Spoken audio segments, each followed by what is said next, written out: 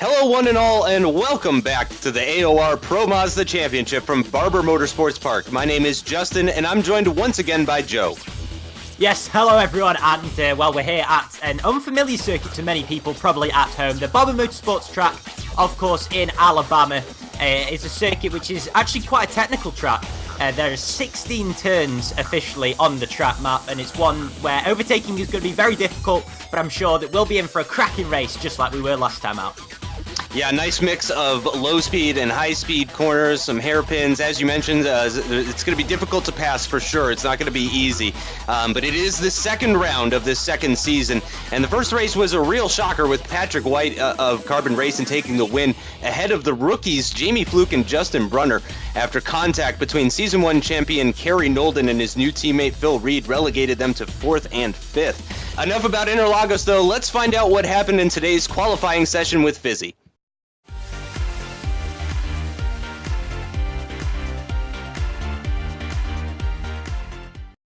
Here we go for the qualifying comparison for the second round of the season in the AOR Pro Mazda Championship at Barber Motorsports Park, on board with the debutant Mark Jarvis on the left hand side and the pole sitter from the first race at Interlagos, Justin Brunner, on the right. Already through the tricky first fast kink of the lap, which leads into this long right hand turn 2, where the drivers had to be really patient before getting back on the throttle going up the hill onto the straight. Back up the gears through this flat-out kink of turn 4, coming towards one of the slowest corners on the circuit and arguably the best passing location on the track. Turn 5 taken tightly in second gear, and as they get back onto the next straight, both drivers with a little slipstream from the car ahead. It looks like Mark Jarvis is already fractionally ahead out of the two, but there is not much between them coming into this very tricky complex of turns 7, 8 and 9, where you try to make the first two corners as straight as possible while braking down towards the third apex and crucially getting early on the throttle onto this next straight, which is the longest full throttle part of the track, as this fast chicane coming up is flat out in these cars, and it looks like Brunner has gained some time back on Jarvis here, as they are now pretty much equal on the track, but Brunner loses his slipstream partner as that car pulled off to the side, while Jarvis still has that slipstream effect all the way down the straight, but may get distracted by it as that car now spins into the final section of the track. A very tricky braking zone as well into the final couple of corners here. Jarvis taking it slightly tighter than Brunner, and you really can't separate them coming into the last corner. Taking in third gear, easy to understeer onto the grass on the exit, but both of them manage it nicely, and it's Mark Jarvis who gets his nose ahead to take pole position, representing Carbon Racing, although crucially not scoring any points for that team as they already had two drivers in the championship, but a very impressive debut qualifying for him, with Justin Brunner only 22 thousandths of a second behind. So qualifying for Season 2 of the AOR Pro Mazda Championship was proving to be incredibly tight at the top.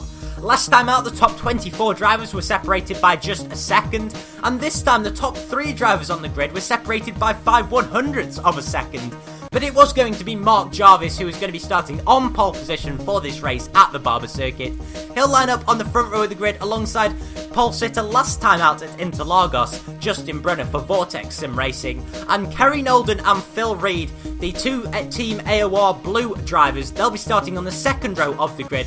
Of course, those two made contact last time out in Interlagos, so it'll be interesting to see how they fare today. And Nut Martinson in another AOR car, this time the Team AOR Red.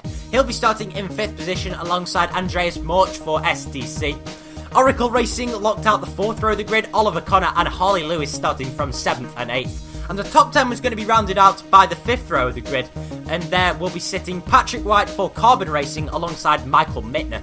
Daniel J. Morris will be starting from 11th position alongside Gino Vandenbroek on the 6th row of the grid, with Gregor Reinbeck Jr. in the second Carbon Racing car starting from 13th.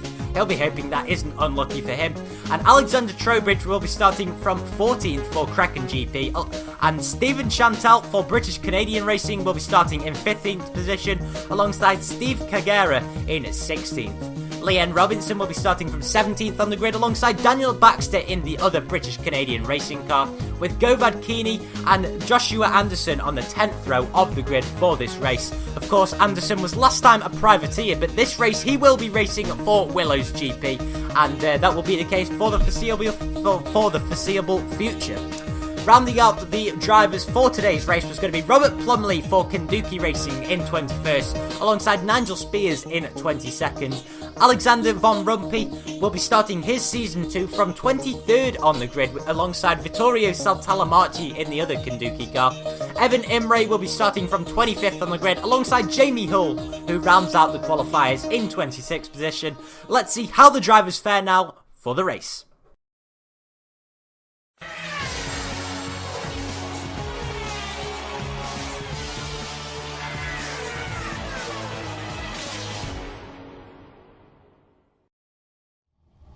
It's race time from Alabama at the Barber Motorsports Park. Mark Jarvis is on pole position, and for the first time ever in the league's history, Kerry Nolden starts below second place, way down in third.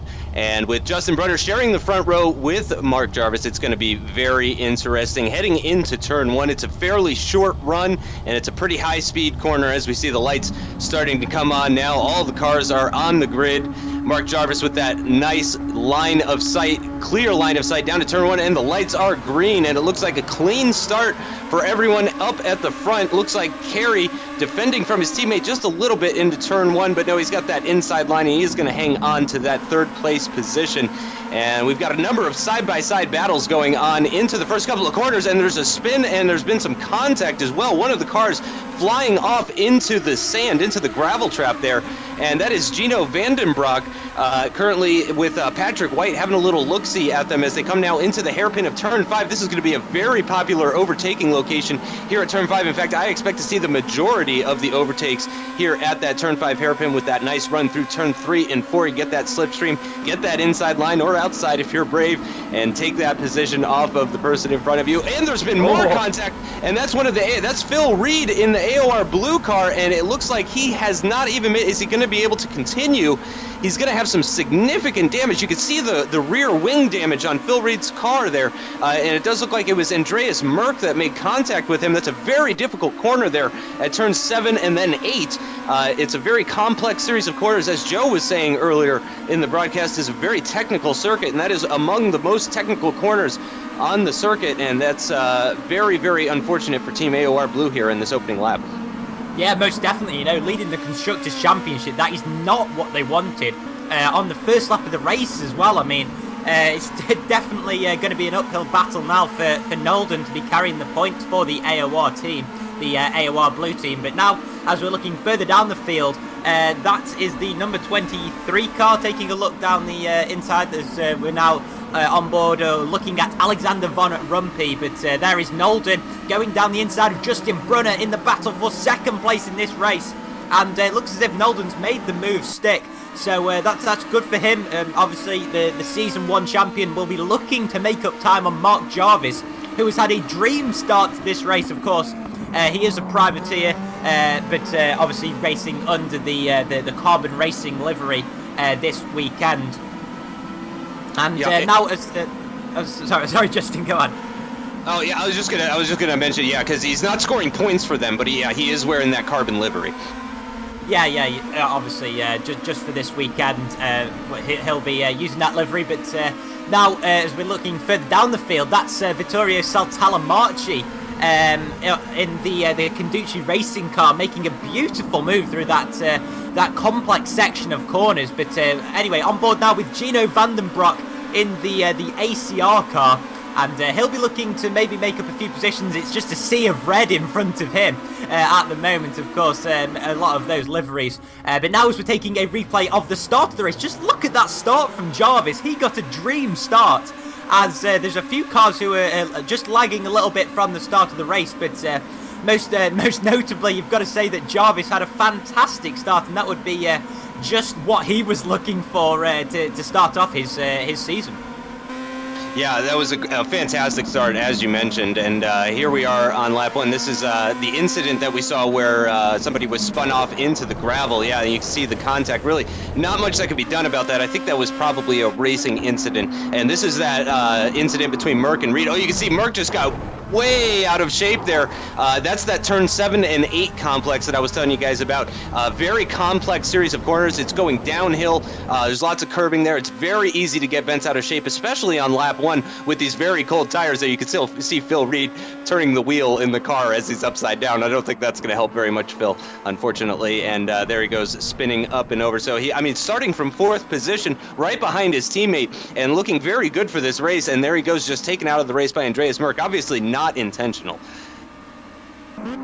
So we're picking back up on lap 5 now with Gino Vandenbroek in that number 51 car, and he is just behind Michael Mittner, and he's got Daniel J. Morris in the Red Devolution car just behind him, the only Red Devolution car. We had 4 of them last time out at Interlagos. We've got 1 this time, so that'll make things much easier. Be much easier to tell who Morris is. But as I mentioned, on board with Gino Vandenbroek right now, and he's trying to make up a position as we do go on board actually with Morris just behind, and then switch back to Vandenbroek. And there's that corner. That's the corner where Phil Reed was hit. Very difficult corner. You have this nice long run now. He's going to be Gino Vandenbroek going to be getting a nice slipstream through there, and then it's a couple of very, very high-speed corners there, a left and then a right through 11 and then 12, and then it's a blind apex there as Harley Lewis proves just how blind that apex can be, and he is stopped in the middle of the circuit, but it does look like the racing line is on the right side of that part of the circuit. He is going to lose a number of positions, so that is very unfortunate for Harley Lewis, who was quite a contender last season, really not having a great race now as he made that mistake through 11. So we're back on board with the battle between Mittner, Vandenbroek, and Morris, and actually Patrick White not far behind them as well. You can see he's getting into the mix there. Of course, Patrick White being the winner of last week's race, and he is just behind Morris. So it does look like that 3-way battle is now kind of a 6-way battle, actually, with Leanne Robinson bringing up the tail end of this 6-way battle. And they're coming in now to that hairpin. Oh, and Oliver Connor looks like maybe he got too aggressive with the downshifts. Hopefully we could get some confirmation about what exactly happened with Oliver. But very, very likely that he got too aggressive on the downshifts heading into that turn 5 hairpin. Again, that's one of the highest braking zones of the circuit, if not the highest braking zone. I believe it is, because you're carrying a lot of speed through turns 3 and 4 into that turn 5 hairpin there. And it's all as it was before. Gino Vandenbroek still running behind Michael Mittner, and as well Morris still running behind him. So no changes in this 6-way battle, at least not in the top half. Yeah, it's a very, very tight mid-pack, as we saw last time out. And in fact, yes, we have got confirmation that was an engine breakdown for Oliver Connor. And now we've got Nutt Martinson for the AOR Red team, who's going up into 4th position. He will be incredibly happy with that after a very difficult race for him last time out. But this battle, which is going on at the moment for 6th place, I believe now, is a very, very tight one as we come through one of the most complex parts of the circuit, as we said earlier. It's going to be a very, very difficult race, following behind these cars, of course. The dirty air effect going through these high-speed corners is going to be difficult on the tyre wear, as well as that's... I'm not quite sure who that is. It's a 45 car, as there's Patrick White, and there's 2 Carbon Racing cars who have gone spinning, and that's Gregor Reinbeck Jr. as well. He looks as if he's got going again, but Patrick White has he's lost numerous positions, and he looks as if he's struggling to, in fact, get back on the circuit, as one of the Tortoise Racing cars then goes flying past him, and eventually Patrick White does get going, but is he pulling off to the side?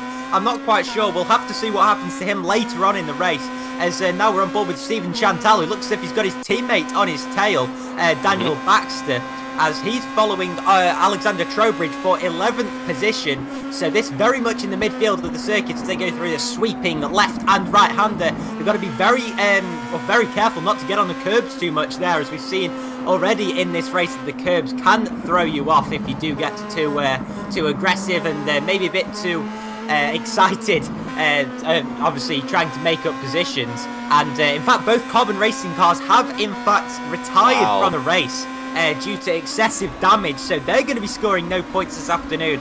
And also Oracle Racing, who didn't score any points last time out, it's going to be difficult for them to score any, as that's Chantal taking a look down the inside of Trowbridge, going through that sweeping right 180-degree corner, but still hasn't got the move done, and it looks as if there is there is another car joining the back of this battle, as it is non-stop currently, and Chantal looking to maybe throw one up the inside, but Trowbridge is wise to the move, and there's another car just ahead there. It is the 69 car of Leanne Robinson in the Willows GP car, as Trowbridge then just doesn't seem to be able to get past, and it looks as if he isn't going to be passed anytime soon, and it's going to be a long afternoon for a lot of cars. And so picking up on lap 10, same battle actually still going on. Alexander Trowbridge still holding on to that position with the British American Racing Team. BAR, he's shooting up, Chantal's shooting up the inside there, but no, he couldn't quite make it. It looks like he's going to come under attack from his teammate Daniel Baxter. He's going to have the inside line for turn 1. Is he alongside? No, he's had to slot back behind it. That is Govan Keeney. I do apologize if I'm pronouncing your first name wrong, but Keeney has joined into this battle. That's the car, and actually there's a 5th car right behind him as well. This is now a 5-way battle. That does look like one of the SDC Motorsports cars. I think that might be Van Dorn, actually, if I'm not mistaken. And nope, that is Andreas Merck. I do apologize. Yeah, that is Andreas Merck. And it does look like Trowbridge ran a little bit wide there through the hairpin, the turn 5 hairpin, which, as I mentioned, very popular overtaking location. Mark Jarvis has gotten it all wrong, and just barely Kerry Nolden misses him. Very, very nearly missing him. That was incredible. And once again, that was that blind not hairpin, that was that blind apex at turn 11. I do believe that caught him out, got him bent out of shape through turn 12, and that is going to put Kerry Nolden into the lead of this race. And Mark Jarvis down into second place, so he nearly lost another position to Justin Brunner there. And that is the corner right there. Daniel Baxter just went through it, where he lost that time and the position as well. Very difficult corner here. This penultimate corner as Keeney just shoots up the inside on Baxter through the penultimate corner. That was actually a beautiful move. That was one of the better moves I've seen all race so far. Big props to Keeney for that move, because I really enjoyed that one. So he moves up a position. Trowbridge, though, still hanging on to the lead of this battle as it stands right now. This is for the top 10, and then spilling down into the below the top 10. So this battle is right on that edge between the top 10 and the top 20, and we're on board with Keeney right now. He does look like he's lost a little bit of time, but they are going to be going side by side just ahead of him. Chantal and Trowbridge slowing each other just a little bit, allowing Keeney to close that gap a little bit, which he's done. But of course, he's got Baxter all over the back of him still. We're on board with Mark Jarvis once again here on lap 11, and he's gone very wide at turn 13. That's going to lose him another position. He's down into 3rd place now. Gets a little bit of oversteer as he's rejoining the track, and that is a very big gap now between himself and second place runner Justin Brunner, and it looks like Kerry Nolden is going to run away with this if nobody can respond. But it looks like all 3 of these guys in the top 3 are now out of slipstream range. So it could be potentially a little bit boring for the top 3 now as they've broken apart. Yeah, that top 3, it's just obviously constantly changing, and Nolden will be looking to try and stay out of that slipstream. We know how powerful it can be, as that's Keeney now taking a look to maybe try and get another position, as I did particularly enjoy that move that he did make earlier on the British Canadian racing car. But he's going to be looking to get past Trowbridge, and as you said, Justin, this is just on the cusp of the top 10, so these drivers will be looking to score some significant points this afternoon. Obviously, seeing as they are so close together, a lot of them will see this as a good opportunity. And this part of the race is currently on lap 12, and you guys can let us know what you think of this race. Obviously, using the hashtag in the top left corner of here, hashtag AOR Pro Mazda. So let us know what you think of this current season. And is that Nolden running wide? That's it is. Nolden. And it looks as if he was with a backmark. Oh my word! He's just gone straight into another car. And that was Brunner. It was indeed Brunner, and Nolden, it looks as if he's out of this race. I believe he was coming up to a back marker, if I'm not mistaken, and he just completely misjudged it. And Justin Brunner has now come through to take the lead of this race, and it is indeed a broken suspension for Nolden. And, he's going to be out of this Grand Prix, and he's going to be scoring no points this afternoon. And after making contact last race with his teammates, More unfortunate luck for the Season 1 champion, and, well, he's going to have to get some points on the board very quickly because Justin Brunner is surely going to be gaining some more points on him this race. As now we're further down the field. Is this Gino Vandenbroek, I believe? Yep. Taking a look at trying to get another Mittner. position. Michael Mittner in the LM Rennsport car. So this is currently now a battle for 4th place, I believe. If I'm not mistaken, as these two cars, they will be relishing in Nolden's failure. And Vandenbroek coming through the sweeping left and right-hander. Is he going to make a move? He gets a little bit up on the curb, but he is well within the slipstream of Mittner. Is he going to take a look down the inside? No, he thinks better of it because it's a very, very high-speed corner. You do not want to be running side-by-side through there. But I can assure you that this battle will continue a long way into the race. Yeah. Gino Vandenbroek pushing very, very hard for that now. As you mentioned, 4th place position. It was for 5th place position, but of course with Kerry Nolden out of this race, that is now for 4th place. Michael Mittner, though, doing a fantastic job. And as just to go back to that crash with Kerry Nolden, I do believe you were right. He was coming up on some lap traffic, and he was going through the double right-hander, almost triple right-hander, at the end of the circuit, and I think he may have caught some dirty air there. And that sent him right off the circuit, and he got some oversteer when he was rejoining, and that's what sent him in. Oh no, and there's been contact between Vandenbroek and Mittner. Oh, that is very unfortunate for Mittner. And look at Vandenbroek's wheel. No. Look at Vandenbroek's wheel. That car's going nowhere fast, and it looks like he is going to have to park that thing up coming out of the turn 5 hairpin. That is very unfortunate. I hate to say it, but I think you may have commentator cursed him there, Joe, talking about a long battle to last the entire race. And there goes Gino Vandenbroek, I believe, out of this race. I haven't seen him from any of these other cars, so I do believe that means he probably got a tow back to the pits. Very, very unfortunate for them. We're on board, though, once again with Qualy, who is a reserve driver and in a very colorful livery, if I do say so myself, and who has made, in my opinion, one of the best moves, if not the best move of the day so far. So he is definitely one that I'm pulling for. And look at him closing up under Trowbridge in that high-speed S section. Here's the double right-hander, and it's very difficult, though. You have to brake the car as you're turning the wheel. Very difficult set of corners here. Just about flat out through that final corner. You can hear a little bit of a lift from Qualy as he's running behind Trowbridge, but that may have just been because of the dirty air. Trowbridge very likely may have been flat out through that final corner. I do imagine there's a lot of downforce running on these cars because there's very little in the way of straights here at Barber Motorsports Park. Of course, we're on one now. This is that run down towards the turn 5. Trowbridge goes defensive, covering off the inside line at turn 5. Qualy's going to shoot around the outside. As I mentioned before, this is brave stuff to try around the outside. It's a very, very difficult. And he's in the grass as well, actually, and it does look like he is going to lose out. No, he does. He cuts across, almost contact between them. He thinks better of it, and he is going to have to defend from the outside, which isn't so bad here, actually, if he can do it. Yeah, and he does do it. He gets a little bit of oversteer, but it looked like just enough to rotate the car, and now it is a teammate battle between Baxter and Chantal. This is fantastic stuff here.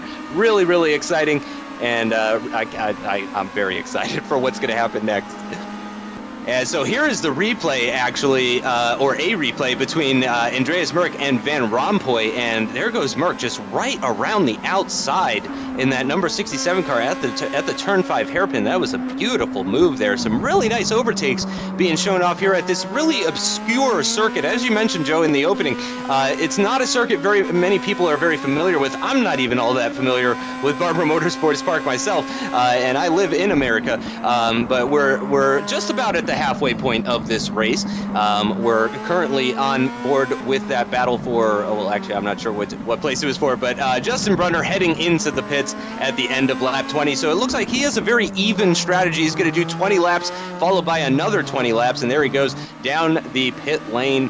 And I wonder what that's going to do. Certainly traffic is now going to come into play. But once again, we're picking up this battle with Mittner, who is, they're going through this double right-hander. This is, of course, where Kerry Nolden had that incident with Justin Brunner. Justin Brunner, though, thankfully, we didn't really touch on that. Kerry Nolden hit him pretty hard, hard enough to break his suspension and retire from the race, but Justin Brunner seems to be continuing just fine. He did make that relatively early pit stop. Not many people have pit yet, but it does appear that Justin Brunner's car is in a position to be competitive still, which is good for him. Yeah, most definitely. I mean, we don't want to see the battles for the lead, compromised. And unfortunately for Nolden, his race was compromised. But luckily for Brunner, he's going to be taking full advantage of the Season 1 champion's misfortune. As now we're coming back to this battle that we've been seeing all afternoon. And, well, these guys haven't really made any contact between them so far. And, well, they'll be relishing in it because now it's Daniel J. Morris and Michael Mittner battling for 4th position. I mean, they wouldn't have thought that just a few laps ago. But, of course, we've had a lot of drivers retire already this afternoon as, well, Mittner is going to be trying to close up as it looked as if Morris got a little bit on the curb in that S section. But we've also got Leanne Robinson. We can't forget about him. He's had a very quiet afternoon so far, but he's sort of gone about his business, just as he probably would have wanted to do. And obviously in that Willows Grand Prix car, he's going to be looking to pick up as many points as possible. Currently running in 6th, but I'm sure all of these guys, as they're coming up to some lap traffic, I believe now, on lap 22, they're going to be looking to take full advantage of, well, especially of Nolden's misfortune, as well as Phil Reed. Of course, the Team AOR Blue are going to be scoring no points this afternoon. But Mittner looks as if he's dropped just a little bit back so far from the Red Devolution, car of Morris, and it's Leanne Robinson who's trying to make inroads on Mittner at the moment. So Mittner most certainly looking in his mirrors at this stage of the race as Robinson took a little look down the inside there, but just wasn't quite close enough to make a move as they come down this straight with a little kink in the middle. As coming towards the braking zone now, and Mittner looks as if he's got that 5th position currently. And as you said earlier on, Justin, this track is very, very difficult to overtake, and it's proving to be very much so in the first 22 laps.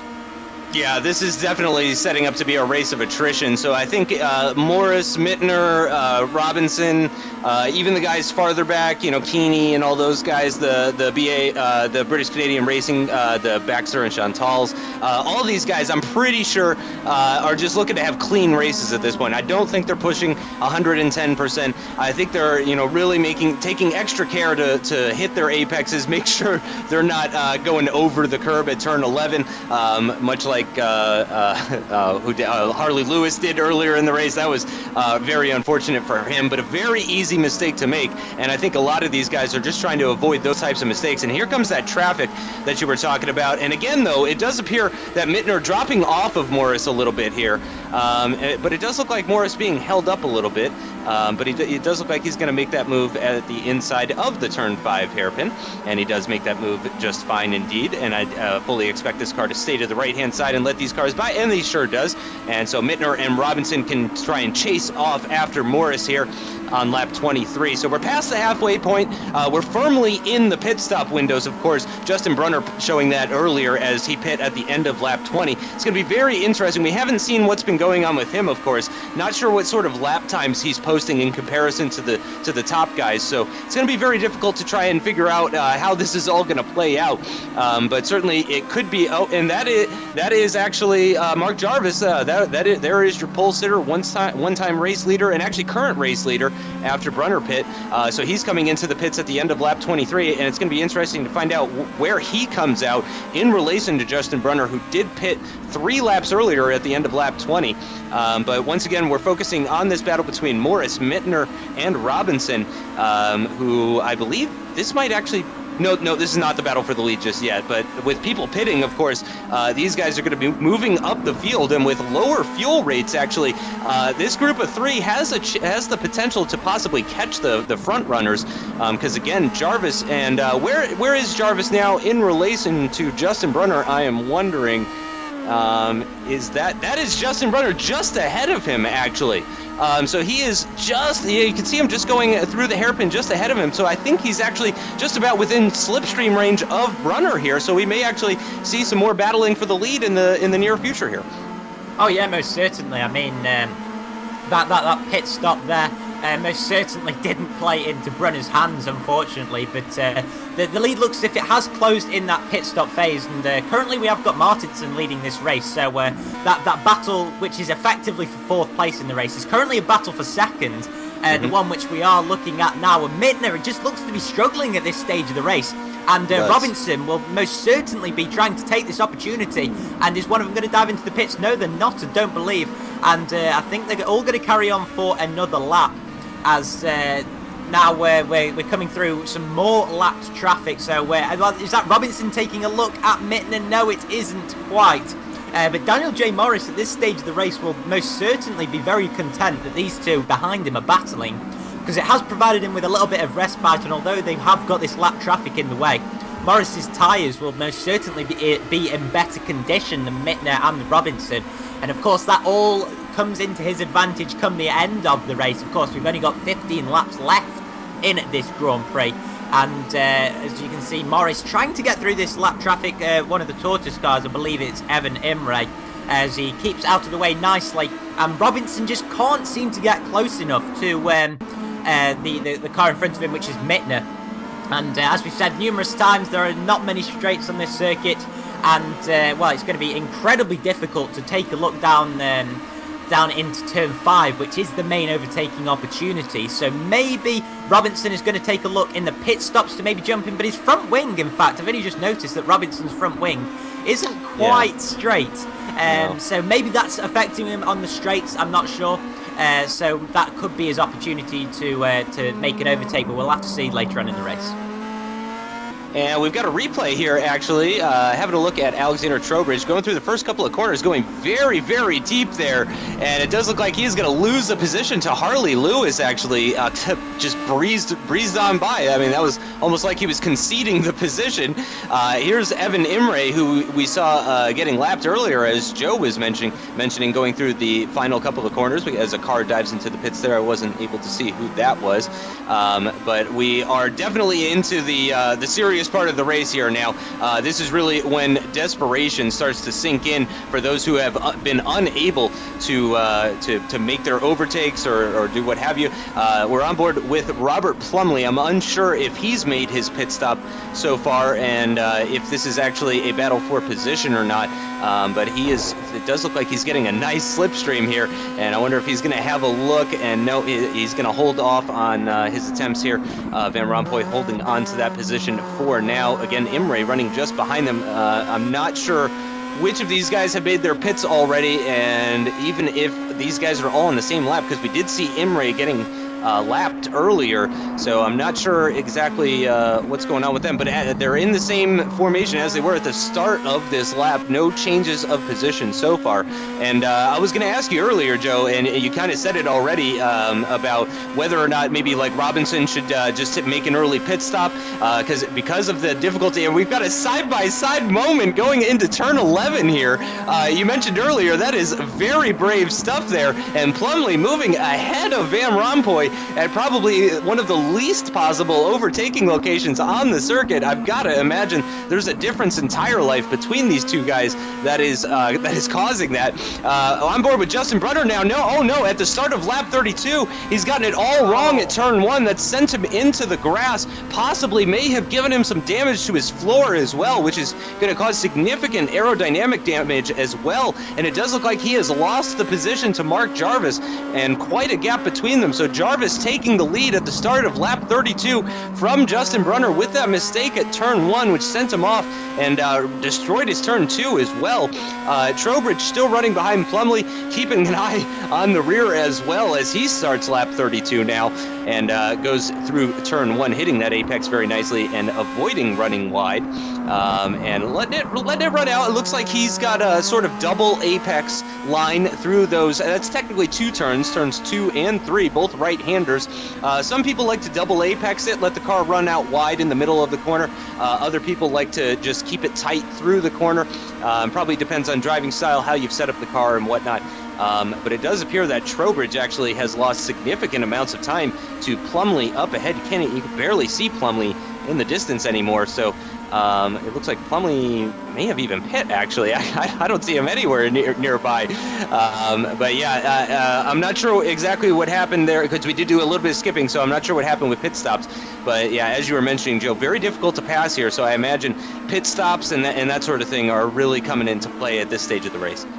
Oh yeah, most certainly. And well, we've got Jarvis, now leading the race, and the time that he did make up, it did appear that he did make up time on Brunner during the pit stops, and well, that's reaped its rewards, because putting Brunner under that sort of pressure obviously just made him crumble. And now Jarvis has, well, he's taken the lead of this race, and with just 7 or 8 laps to go, it looks as if he could be taking his first victory. As now Trowbridge, we're still riding with him as we go through the trees at this circuit, and he's just looking to keep off that threat from Harley Lewis behind him in the Oracle racing car. And to be honest, I think Lewis will just be trying to take some points home, because it was a double DNF last time out for the Oracle racing cars. They had some bad luck last time out, but Lewis will most certainly be looking to take as many points as possible, but he won't be wanting to take too many risks, it has to be said, as there's a lapped car just coming into this battle now, as in the pits we've now got Daniel Morris.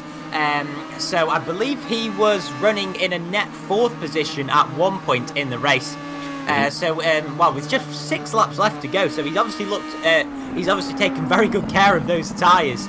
And it'll be a quick blast to the end of the race. He was in 2nd position, but I'm sure that will probably relegate him down to about 4th position. We've currently got Martinson running in 3rd, and I'm sure that will probably promote him up to 2nd place.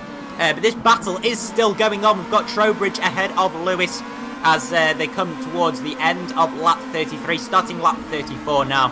And just coming through this lap traffic, although it does seem quite innocuous, it can prove pivotal, especially at this stage of the race. You don't want to... Oh, just as I say that, Trowbridge runs wide, and I believe Lewis has actually got through on him. As yes, he has, and they were just coming through that lap traffic, and it can prove so difficult for the concentration of the drivers. Their attentions are turned to trying to lap those cars, and they almost forget that they're actually in a battle. And Lewis says, "Thank you very much, I'll take that position." And he moves up another position, I believe, into about 5th place now it'll be. And, well, he'll take it whatever it is, and some more points for the Oracle racing team. And I'm sure that he'll, like I say, he'll just take full advantage of that. Yeah, and of course, with Oliver Connor being one of the first retirees in this race, Harley Lewis is the Oracle Racing team's only chance of scoring any points today here at Barber Motorsports Park. So as you mentioned, I'm sure he is pushing very hard, but at the same time being very cautious, because he is now 100% of the team's potential as far as points in this race. And whoa, and Andreas Merck getting into the grass there at the penultimate corner, very, very close between himself and Harley Lewis, and also Alexander Trowbridge, very, very close. And it looks like he's going to lose a couple of positions there. So picking up on lap 37, on board with Leon Robinson as he's going a little bit wide at the exit of turn 1, start of turn 2, and he's got lots and lots of pressure from Daniel J. Morris behind him. So actually, yeah, that's exactly what has happened. Leon Robinson Morrison, I've combined them into one driver. Leon Robinson has actually jumped Morris in the pits at some point. We can assume that happened. So Morris now, though, on the attack, just behind Robinson. We're not really sure on Robinson's pace, though. He was stuck behind Mittner, I do believe it was, for the majority of this race, was having a very hard time finding a way around Mittner. He did manage to jump Mittner as far as I can say. Yeah, he did, because Mittner is actually running behind Morris right now. So Leon Robinson, during the pit stop phase, has managed to jump both of those cars and is on course for a very nice points finish here. And here is our leader, starting lap 38. It is Mark Jarvis, and it does look like he is in a comfortable lead at the moment. Leon Robinson still holding off Morris, who had that very, very very, very late race pit stop. Morris right now probably has the freshest tires out of everybody on the circuit, so this race is far from over for both Leon Robinson and Morris here, because Daniel J. Morris has some very, very fresh tires. We're talking a handful of laps old, and he is running very close behind Leon Robinson. Robinson, though, definitely seems to have things under control at the moment anyway. He doesn't really seem to be under massive pressure. Morris definitely picking up a little bit of a slipstream, but Robinson, with less than 3 laps remaining now, does appear to have it under control. Yeah, I mean, he's still got that front wing damage, of course, but with that damage and also the fresh tyres of Morris, it's going to be incredibly difficult for him. But obviously overtaking very, very difficult. So if he can just maybe try and hit his apexes for the final 3 laps, then he should be fine for what would be a fantastic result for him and Willow's GP. And here he is in the number 69 car, running still ahead of Morris as they come through these sweeping corners. He takes a lot of curb there, and well, we've seen already this afternoon that taking a lot of curb at that corner can see the drivers fly off the track. So he's definitely not being conservative, and he's trying to take as much time much tyre life out of his tyres as possible, because there's only 2 laps remaining and there is no point in having any spare tyre life that's possible. And maybe Morris did pit a couple of laps too early, but he will nonetheless be looking to use that extra tyre life to his advantage as we start lap 39, the penultimate lap of this race, as he goes wide into that turn to maybe get the cut back.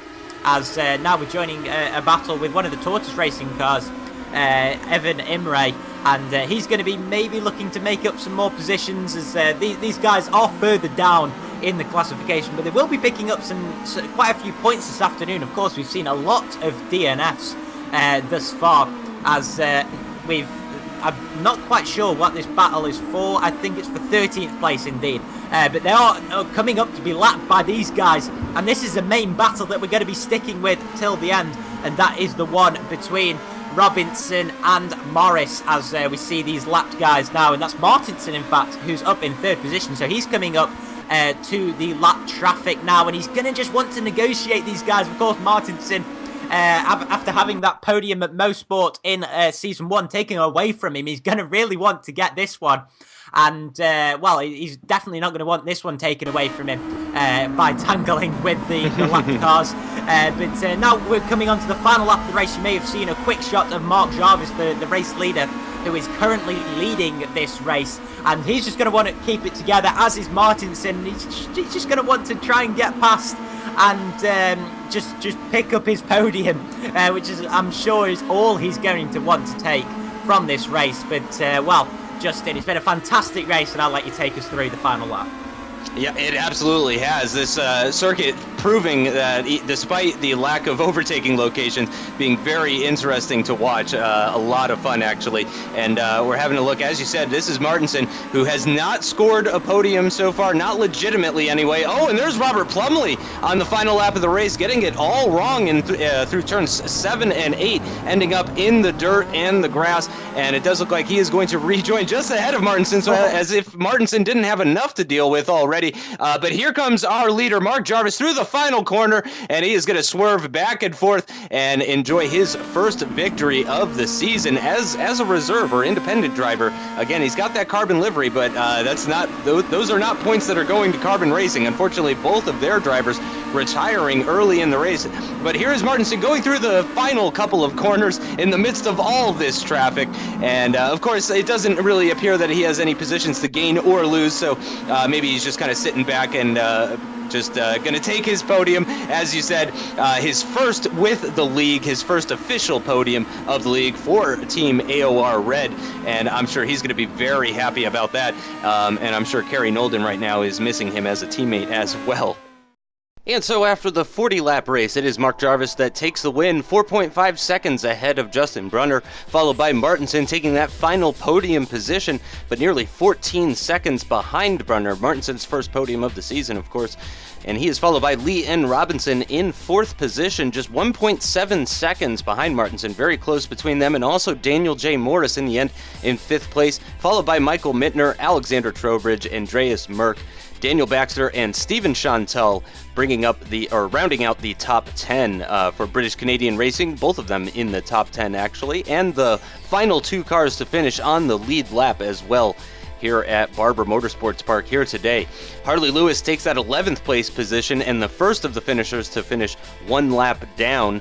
Robert Plumley comes in 12th position just behind Lewis, and Alexander Van Rompuy in 13th, followed by Evan Imre, then Vittorio Saltalamacchia, and then Jamie Hall, and then Qualy was disqualified in 17th.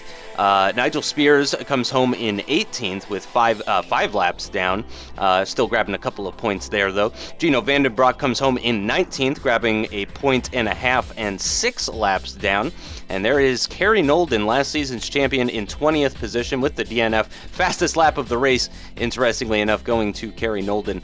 But unfortunately, not even able to make it to the halfway point of the race was Kerry. So unfortunately, no points for him today. In 21st and 22nd was Patrick White and Gregor Reineck Jr. for Carbon Racing, both of them failing to finish as well.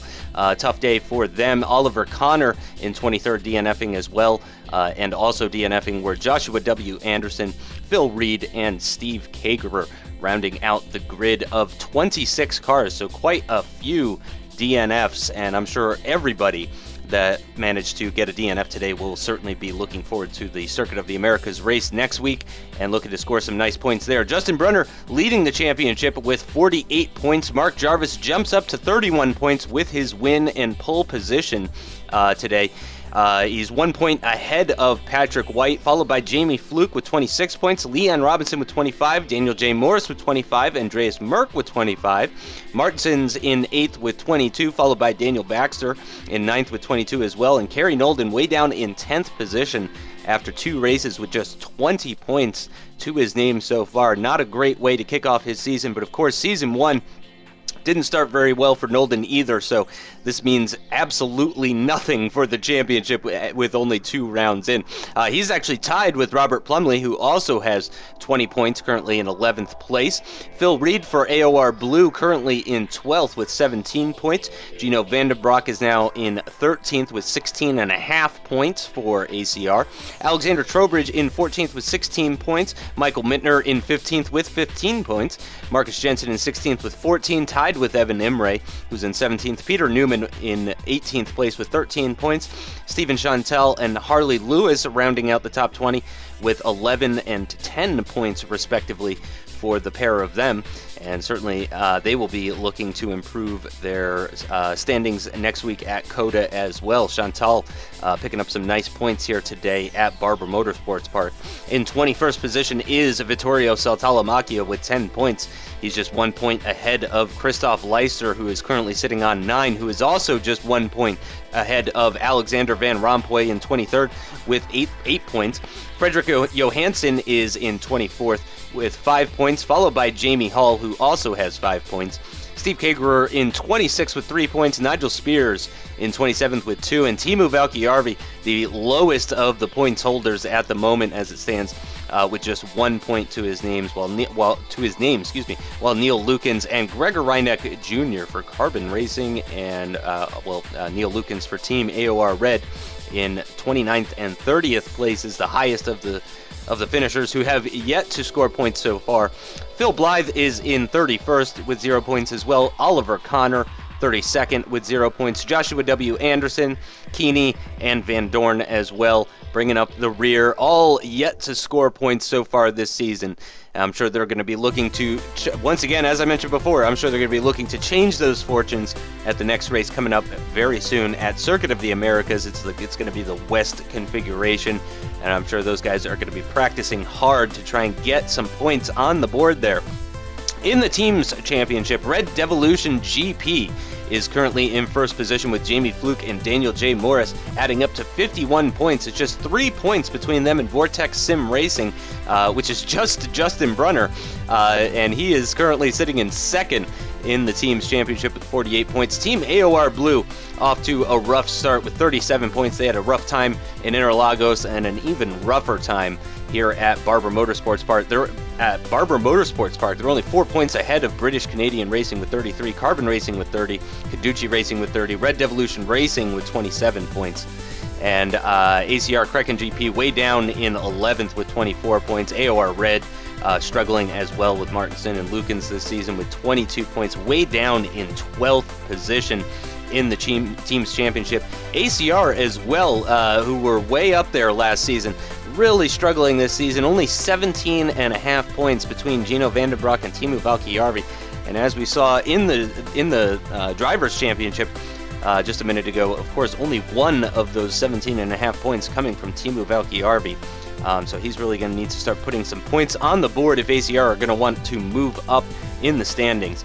As I mentioned before, coming up next week is at Circuit of the Americas, or COTA, in Austin, Texas. This is the West configuration, so you'll get the first half of the S's, and then you cut across the circuit and you miss the second half of the S's, you miss the hairpin, and you miss that very, very, very long straight, which no doubt would have just caused people to pass each other back and forth. So this should be a very good configuration for these Star Mazdas. Looking forward to it. Should be a very exciting race for round 3 of season 2 of the AOR Pro Mazda Championship. So for myself and for Joe, and also of course for Crekkan and Fizzy, I thank you guys so much for watching, and we will see you next time at Circuit of the Americas for the AOR Pro Mazda Championship.